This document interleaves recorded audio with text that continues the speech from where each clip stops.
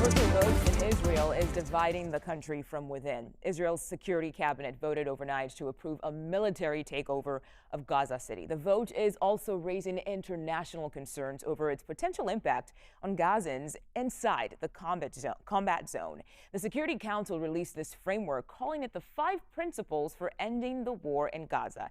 It includes disarmament of Hamas, the return of all hostages, both living and dead, demilitarization of the Gaza Strip, Israeli security control over the Gaza Strip, and the establishment of an alternative civilian administration that's neither Hamas nor the Palestinian Authority. Now, Israeli Prime Minister Benjamin Netanyahu, he went a step further. He outlined sweeping plans for a full takeover of the enclave. And in an interview with Fox News, Netanyahu said he wants a Hamas-free Gaza that is ruled by a civilian government. But families of hostages still in Gaza, they protested outside Netanyahu's office in chains. Look at them here. They say Israel expanding a military offensive puts the hostages in even more danger. The UN warns a complete military takeover would risk catastrophic consequences for both the hostages and Palestinian civilians. So for much more on all of this, we want to bring in CBS News contributor Robert Berger in Jerusalem. Robert, what are you hearing in Israel when there's been so much pressure on Netanyahu to end the war and bring the hostages home?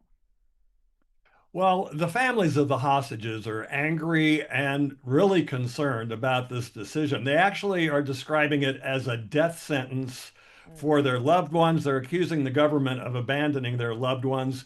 We saw big demonstrations last night here in Jerusalem outside the cabinet meeting, where the families and their supporters are demanding 2 things: an end to the war and a deal with Hamas to bring their loved ones home.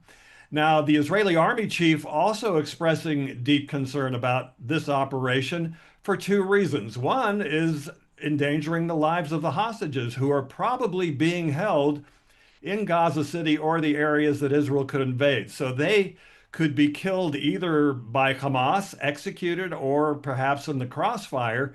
And then the army chief is also concerned about wear and tear on the military and on reservists after 2 years of war.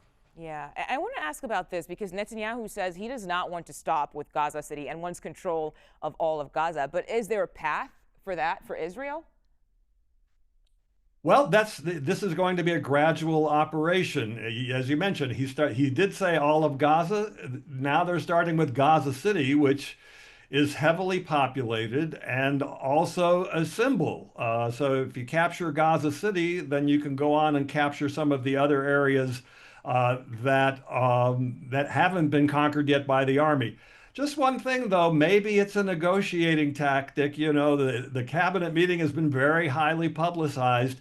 Maybe it's aimed at putting more pressure on Hamas to come back to the negotiating table and make a deal, one-time deal, get all the hostages back and end the war. That's a new proposal now by Qatar and Egypt, who are the main negotiators. Now, Germany, they just announced that they're suspending arms sales to Israel in the wake of this decision. So could this move then lead to further international isolation for Israel? Because there are other countries out there and other people who are against this move. Oh, yeah. I mean, we've really seen condemnation across the board in Europe, the UK, the European Union, Turkey, Saudi Arabia, all urging Israel to reconsider and saying that this is going to lead to a humanitarian catastrophe. But as you mentioned, maybe the most significant thing is what we heard from Germany. Now, that's a country that's Israel's strongest supporter in Europe.